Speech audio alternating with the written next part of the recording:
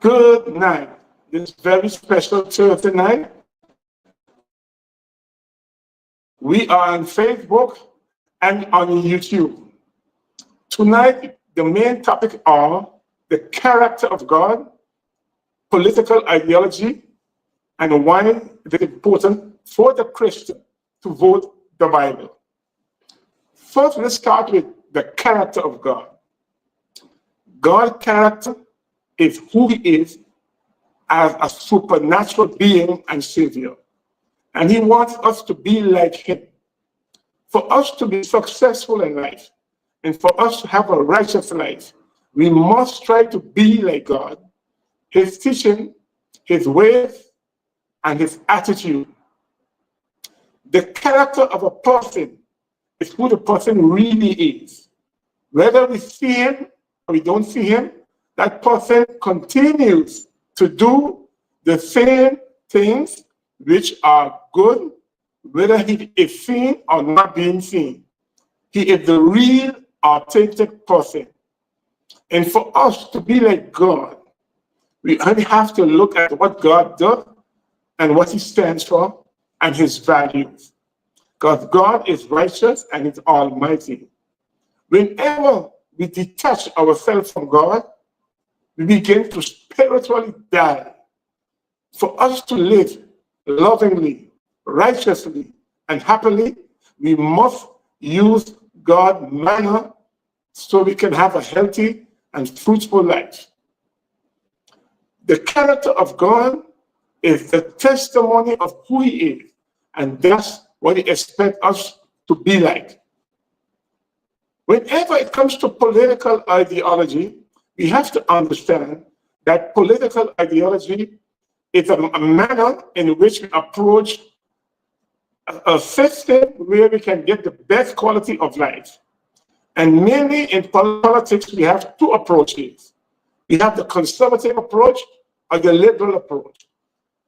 But as for the Christians, when we vote for a person, we must know what kind of character they have. And we must vet that individual good. Do we only vote for intellect? Or do we vote for integrity? Or do we vote for the values God expects of us? Oftentimes in politics, we vote for people that we like. In St. Martin, for instance, many parties call themselves Christian parties. But oftentimes, if they are elected, sometimes some person will not pass the screening because the law said they are not fit to be in that position. We must ask ourselves the question, how can somebody be in a political party and still not pass the screening? Which means the political party has not vetted them right. As a person of God, we supposed to vet any candidate that we want to defend and represent us. And to vet that person, we must use the values of God. And some of the topics and principles we should use to vet a person is, of course, first, does that person believe in the one true God, which is Jesus Christ? Two, does that person believe in the values of God? Some of the values of God is, what is his belief in marriage? What is his pro-creation belief? What is his values on abortion? What is his or her values on same-sex? What is his or her values on marriage? Do we believe in the same things that that candidate believes in? Why should we support a candidate that does not defend our values? And we have to ask ourselves this question: shall we vote for somebody who God disapproves? We must vote the Bible. We should vote for people with what We want that have our values, the Christian and godly values. In the last 20 years, for those Christians, have you ever taken time out to ask yourself the question, in the past year, have I been voting for the people that truly represents the values that God expects of us to fulfill and to uphold? That's what this topic is about tonight. You see, character defines an individual. Oftentimes, many people put on different faces depending on where they go to speak. So in other words, they deceive you. If you go to a particular crowd where you think they might like a particular topic, you will put something that they like when you know you don't really believe in it. So as Christian people, we have to make sure that the people we vote for or we intend to vote for, they are people what God will approve of. And therefore, we should ask them the right kind of question. The question is this: why should we vote for a person who might be very bright intellectually, but don't believe in the values of marriage? Marriage that God states is between one man and one woman. Do you think that person can accurately represent you? No. What about the issue on same-sex marriage? Do you think a person that believes individuals of the same sex have rights to marriage?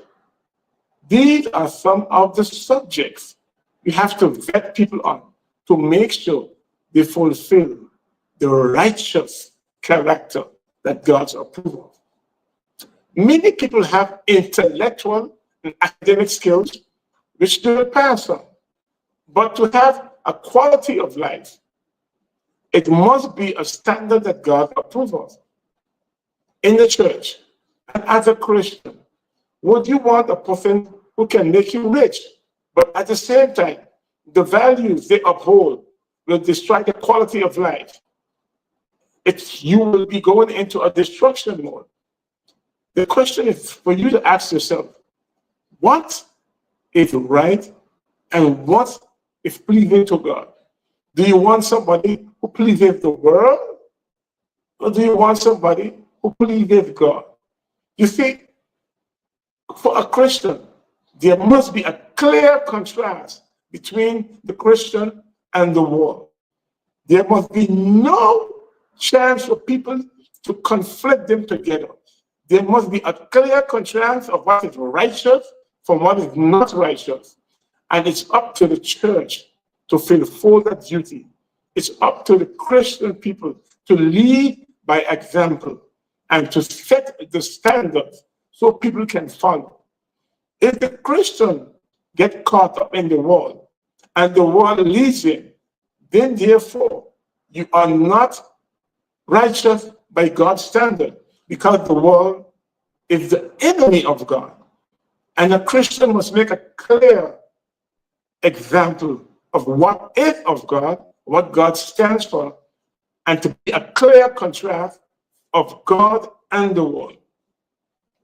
The church is supposed to be the one that lead by example. Not only the pastor, but the people. I believe the Bible says crystal clear, you shall know them by the fruits.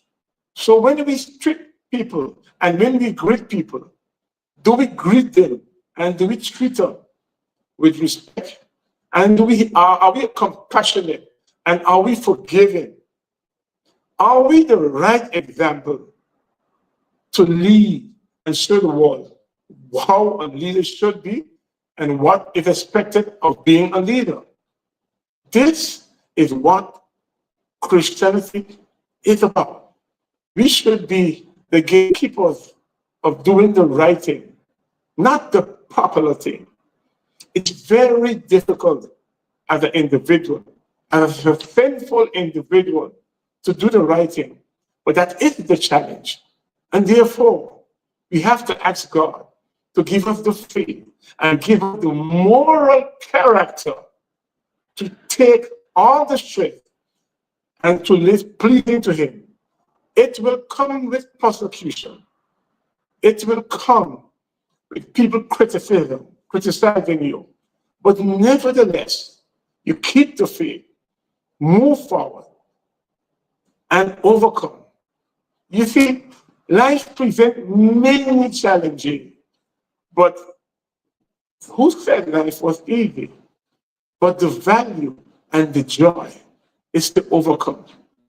The character of every individual is the challenge of a man to live in a righteous manner to God. The character is the real you. It's the you that eventually, if you was pretending and hiding, it will come to light. And the Bible teaches, be sure your sins will find you out. As we continue in political ideology, let's start by saying, what do you expect of a candidate when it comes to morality? What is the Christian way of determining what is morality? What do you expect of a candidate? What do you call a good quality of life? Is it only having money, a lot of vanity? Or is it living a lifestyle that is decent, that can bring joy, blessing, and good prosperity? Prosperity not financially, I'm talking about, but prosperity to bring up children and a family that will live pleasing to God. It's the quality of life.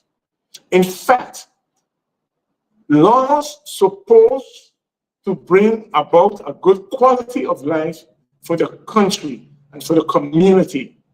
And if we institute laws that does not improve the quality of life, but only financially, we are still doomed.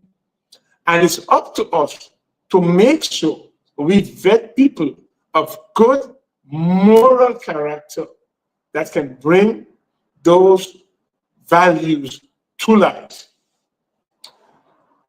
In a political party, when you get an interest in a political party, you must ask them for the platform. The platform explains their ideology and where it stands and the values. Oftentimes, many Christians vote for people who are not in sync with the values that God expects of them. So the question always stands with, no, nobody's perfect, but we should vote for the people that have the values of the political party that is God will favor more. None is perfect, because we're not in a perfect world, but we should look for the party and the candidate that upholds God's moral principles and values. The question to you is this: do you like a person only who can speak well, who can dress well, or do you want a person authentic that tells you the truth, even when it is not nice to hear? Do you want that moral character, or do you want to be deceived? You see, in today's world, there is many deception, and we have to be very keen to make sure we are not deceived. Many politicians today will tell you what you want to hear, but they won't tell you what you need to hear. They will make you feel good, but they won't tell you be good. Feeling good come and goes, but being good is the real character a person should be. Is to do the right thing. Is to be that present, the example that can embody something people can look up to, that people can admire and say, this person is living a very fruitful and righteous life. That is an example I would like to be. And it must be of a godly example. So when the Christian go out and vote, he should be voting the values that God expects of him. So I said, I want you to check yourself and see that the people you are voting for is the people God will expect you to vote. A clear contrast is the key thing to political ideology. What makes you different than the world? What makes a candidate different than the other? What do they stand for? We can talk about finance. We can approach it financially. One may have very good financial principles, but what about the quality of life? What do you define good? Maybe good for you may not be good for me. Like President St. Martin, we have many politicians who would like to promote the drug. What's the drug name again? The drug that we're talking about, the one to make legal, marijuana. Do you think that's the right thing to do? And do you think it's moral to do? We have many politicians giving casinos, giving license for casinos. So then that's good. But is it good for you? Is it good for the country? Is it beneficial for the country? Does those people that promote those values, is that good? Is that of moral character? Is that what you voted for? So if you are Christian and you vote for those type of candidates, you have to ask your question, did you vote accurately? Or did you deceive yourself? Or did you allow yourself to be deceived? Because in election, it's every 4 years, and you only have one time to do it right. So you have to prepare and vet your candidates good. Because every year past is a year that is gone and waste, and the people you vote for doesn't give you what you wanted. It's time for a break. Okay. Okay, I see we have some comments here coming in. No, sir. Okay. As we continue tonight, I want to also continue and why Christians should be involved in politics. People believe that because you're a Christian, you should not get in politics. I want to take some common sense approach. If you leave politics only for the unsafe people, how is it possible can you think an unsafe man will foster in values, the biblical values? You have to get involved in the process because no unsafe man going to foster in biblical principle. And if you put yourself out of the equation, you cannot make good decisions and you cannot control the outcome of what you would like it to be. So you must get involved in the process. Whether you decide to join a political party or not, but you must make it your business on the issues and about the country and about the laws to make sure you can fight and look for people that will foster the qualities that you would like to see in your country, to change people to be a better person so we can have a strong country. The family is the nucleus of a country. Bunch of good families make a good country, make a strong country with good moral character. If you destroy the family, you destroy the country. That's why it is very important that we have people that instill good family values, because good family values will make a good country of godly people and of good character. And it will bring prosperity and wealth to have a better society. Therefore, Christians should make it their business to be involved in politics. Whether you want to partake in the election, but you should be involved to know what's going on in your country. Because being involved is you controlling the outcome of a situation. sitting back and not being involved. If you're saying, I accept whatever is given to me and I have no problem with it. Life is too important and life is short. So the time God gave us, let's make every minute, every day come and do something very good with it. Because God put us here in this earth for a time, and He expects us to make every day count and make something useful in your life. Life is very special.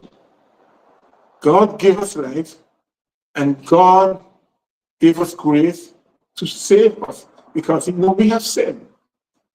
And therefore, God gave us grace, and He expects us to do the right thing.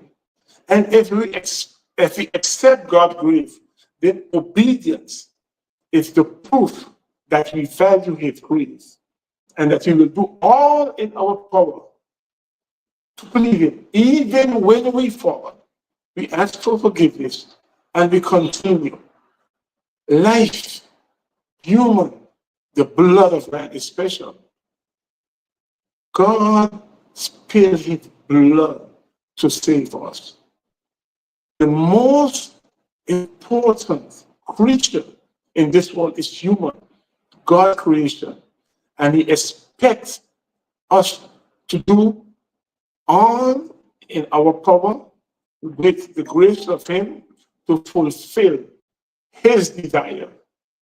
Our life here is not about we living to please ourselves. Our life here is to do His will. Yes, at times it is very tough because God asks us to deny self. Even me, I am struggling with that.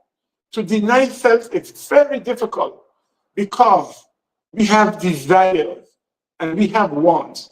And to deny self is difficult, but it's the only way we can let God live in us. Because when we deny self, then God can use us to do as He pleases. That is the ultimate challenge of a human being. And that is the ultimate challenge of defining your character. The character is to kill the old you, the desires you wanted, and to let God will become part of your lifestyle. My friends, life is challenging, but life is value. Life is a gift. And we have to use that gift very passionately to do the good things God expects of us. We must live a life and we must help people in each and every way. Point them to the right direction. Point them the right road. Point them to Christ. I myself, as a man, I'm far from perfect. And I'm struggling